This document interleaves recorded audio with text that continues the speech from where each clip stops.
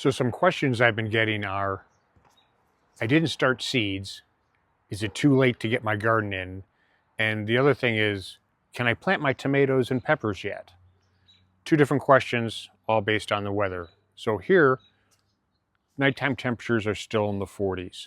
So I would hold off on tomatoes and peppers until nighttime temperatures are in the 50s at least.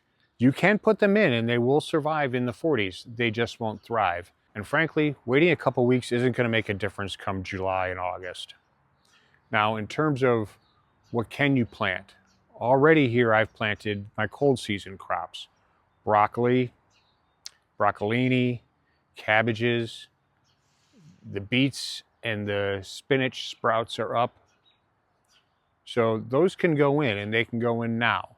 I've got peas that you saw me plant a few weeks ago. So I'm sort of in a transition. Now, just because you don't do seed starting doesn't mean that you're not a gardener. So disabuse yourself of that notion entirely, okay? What I normally do is a mixture of buying starts and then direct sowing those crops that I can put directly in the ground.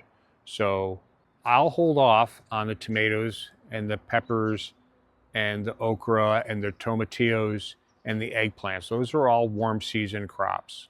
I'm gonna wait, I'm gonna hold off.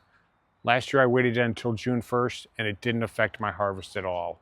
What I can sow right now are carrots, lettuce, more spinach, beets, radishes, and in a few weeks I'll be able to start doing green beans and cucumbers and that sort of thing. So we're kind of in the tweener stage, but my message to you today is don't worry, you have time, you haven't missed the season, and everything's going to be just fine.